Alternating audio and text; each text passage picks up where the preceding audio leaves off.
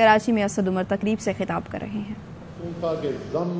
اضلاع جو ہیں بلوچستان کے کئی علاقے ایسے تھے اور کراچی کے اندر یہ تنقید جو ہے وہ بہت شدید تھی کہ یہ نتائج جو نکلے ہیں مردم شماری کے یہ حقیقت کی عکاسی نہیں کرتے۔ اس وقت ایک صورتحال یہ پیدا ہوئی کہ بیچ میں گیپ اتنا بڑا آ گیا تھا کہ ٹیکنیکل لوگوں سے جس سے بھی بات کی جاتی تھی تو وہ یہ کہتے تھے کہ اگر آپ صرف ایک آڈٹ کرائیں گے، اور وہ آڈٹ جو ہے وہ ایک ڈیمانڈ رکھی گئی تھی 5% کا آڈٹ کیا جائے، جب آپ 1.5 سال یا 2 سال گزرنے کے بعد یہ آپ آڈٹ کرائیں گے تو وہ کسی طریقے پہ بھی آپ کو ٹیکنیکلی ویلڈ یعنی صحیح طریقے سے آپ کی آبادی کے بارے میں نہیں بتا سکتے۔ تو اب ہمارے پاس 2 صورتحال پیدا ہو گئی، یا ہم ان نتائج کو مسترد کر دیتے اور ہم کہتے ایک نیا سینسس کرایا جائے، یا ہم ان نتائج کو ایکسیپٹ کر لیتے، ہم ان نتائج کو مان جاتے، لیکن پھر بھی یہی فیصلہ کرتے کہ فوری طور پر نیا سینسس کرایا جائے۔ نیا سینسس ہی حل تھا دونوں صورت میں، صرف سوال یہ تھا کہ پرانے نتائج کو مسترد کرنا ہے یا قبول کرنا ہے۔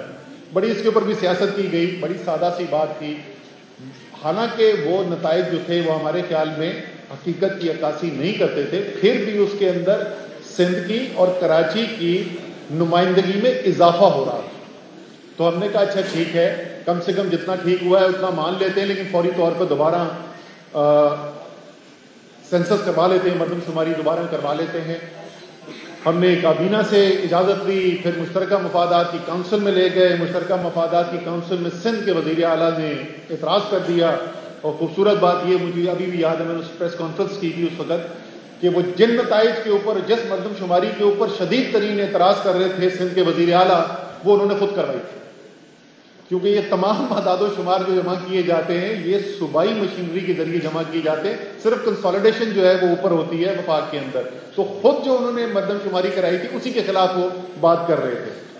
اینی وے جی، پہلی دفعہ پاکستان کی تاریخ میں ہوا کہ مشترکہ مفادات کونسل کے کسی فیصلے کو چیلنج کر دیا گیا، کسی صوبے نے چیلنج کیا، وہ اسمبلی کے مشترکہ اجلاس کے اندر گیا، مشترکہ اجلاس نے یہ فیصلہ کر لیا کہ نئی مردم شماری کرائی جائے۔ اچھا، ہم نے کہا کہ اچھا دوبارہ اگر نئی مردم شماری ہوگی تو اگر آپ ویسے ہی مردم شماری کریں گے جیسے پہلے کرتے تھے تو آپ کے پاس پھر ویسے ہی نتائج آ جائیں گے، تو بدلے گا کیسے نظام؟ مردم شماری تو پہلے بھی ہو گئی ہے، تو کبھی صحیح مردم شماری کے نتائج تو نظر نہیں آتے۔ تو اس کے لیے ہم نے کہا کہ ٹیکنالوجی کا استعمال کیا جائے۔ تمام آج کل دنیا کا کاروبار جو ہے وہ ٹیکنالوجی کے اوپر، بہت سارے یہاں پہ کاروباری حضرات موجود ہیں، آپ کو پتہ ہے کہ کس طریقے سے ٹیکنالوجی جو ہے وہ کلیدی کردار ادا کر رہی ہے دنیا کی معیشت کے اندر بھی۔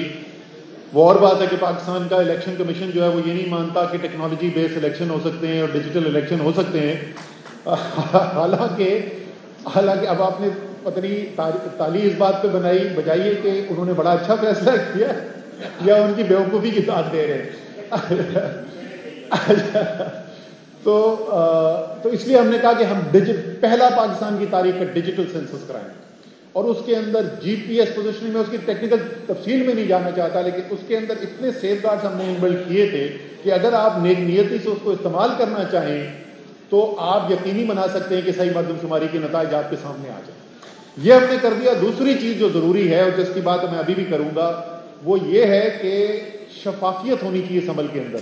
یہ کوئی نیوکلیر سیکرٹ تو نہیں ہے جس کو آپ نے چھپا کے رکھنا ہے، تو اس کو اوپن کریں۔ اور ابھی میں جو مطالبوں کے اوپر آؤں گا اس کے اندر ایک بنیادی مطالبہ یہ ہوگا کہ اس کے اندر شفافیت لائی جائے اور تمام شہریوں کو یہ حق ہونا چاہیے۔ ہم نے تو سیلف رپورٹنگ کی بھی ڈیجیٹل ٹیکنالوجی کا آپشن وہاں پر دیا تھا، ظاہر ہے وہ سب لوگ استعمال نہیں کریں گے، لیکن جو کرنا چاہے کم سے کم اس کے لیے سہولت یہ ضرور پیدا کی تھی۔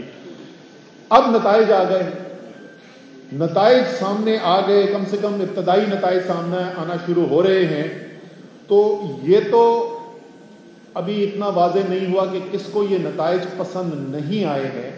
کون سمجھتا ہے کہ ابھی بھی حقیقت کی بنیاد کے اوپر مردم شماری نہیں کی جا رہی، کم سے کم کراچی کی حد تک جو ہے مردم شماری کے نتائج جو ہیں وہ ٹھیک نہیں ہیں۔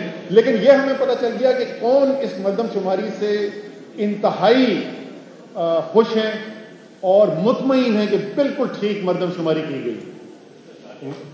نہیں، وہ میں نام تو بتا دوں پھر ان کے لیے ضرور تالیاں بجائیے گا، اور وہ ہے MQM، مہاجر قومی موومنٹ۔ اور یہ میں کیوں کہہ رہا ہوں کہ وہ اس نتائج سے بالکل مطمئن ہیں، کیونکہ آج سے 2 دن پہلے انہوں نے اسمبلی کے اندر کھڑے ہو کر دوبارہ اعتماد کا ووٹ دیا. انہوں نے کہا جی شہباز شریف زبردست کام کریں، کراچی کا حق پورا انہوں نے کیا ہے. K4 انہوں نے رکوا دیا، گرین لائن کی ایکسٹینشن انہوں نے رکوا دی، KCR انہوں نے رکوا دیا، اور مردم شماری میں بھی وہی نتائج بلکہ اس سے بھی خراب نتائج جو پچھلی دفعہ تھے. اتنی یہ پرفارمنس پسند آئی کہ انہوں نے دوبارہ اعتماد کا ووٹ دے دیا شہباز شریف کو. امین بھائی، خالد مقبول بھائی، ایسا نہ کرو یار، یہ نہ کرو. کراچی کے اندر آ کے پھر مت بولنا کہ یہ مردم شماری کے نتائج قبول نہیں ہیں. آپ نے قبول کیے ہیں. آپ یا تو کراچی کے اندر کھڑے ہو کے ان نتائج کے خلاف آواز اٹھائیں گے، اور وہی آواز آپ کی ہم سننا چاہیں گے اسمبلی کے اندر.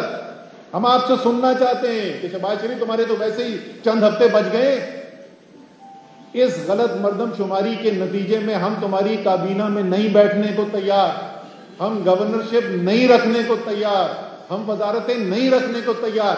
یہ آپ کہیں گے تو ہم مانیں گے واقعی آپ کراچی کی بات کر رہے ہیں، ورنہ آپ صرف سیاست کر رہے ہیں اور اس کے علاوہ کچھ نہیں کر رہے ہیں. اچھا جی، اب جو ہے اب کرنا کیا ہے جی؟ اور میں صرف کراچی کی بات نہیں کر رہا، میں سارے پاکستان کی بات کر رہا ہوں. ہر پاکستانی کو گننا ضروری ہے. علامہ اقبال نے بھی کہا تھا جمہور وہ طرز حکومت ہے کہ جس میں بندوں کو گنا جاتا ہے، تولا نہیں جاتا. تو تول بعد میں لیجئے گا، پہلے گن تو لیں، گنتی تو پوری کر لیں. کتنا ضروری ہے مردم شماری ہمارے جمہوری نظام کے لیے. تمام وسائل کی تقسیم جو ہے وہ مردم شماری کی بنیاد کے اوپر ہے. کتنا حصہ ملکی وسائل کا کس صوبے کو ملے گا، اس کی بنیاد مردم شماری ہے. اسمبلی کے اندر کتنی نمائندگی کس خطے کو ملے گی، وہ مردم شماری کی بنیاد کے اوپر. یعنی پوری ہماری جمہوریت کے لیے ایک جمہوریت نامکمل ہے اگر آپ کی مردم شماری جو ہے وہ صحیح عکاسی نہیں کر رہی زمینی حقائق کی.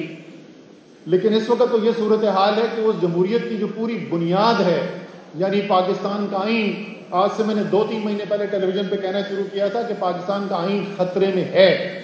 اب خطرے میں نہیں ہے. آج پاکستان کا آئین ٹوٹ چکا ہے. آج پاکستان کے آئین سے انحراف کر لیا گیا ہے. اپنی ذاتی مفاد کی شارٹ ٹرم بالکل چھوٹے جو آبجیکٹیوز ہیں اس کے لیے اتنا بڑا خطرہ ملک کے لیے پیدا کیا جا رہا ہے جس کی انتہا کوئی نہیں. یہ ملک مختلف زبانیں بولنے والے کا، مختلف اعتقاد رکھنے والوں کا ملک، اور جب تک ایک ایسا عمرانی معاہدہ نہ ہو جس کے اوپر تمام لوگوں کا اتفاق ہے، یہ ممکن. پی ٹی آئی رہنما اسد عمر تقریب سے خطاب کریں. انہوں نے کہا کہ ایم کیو ایم والے صرف سیاست کریں اور کچھ نہیں، ہر پاکستانی کو صحیح گننا ضروری ہے.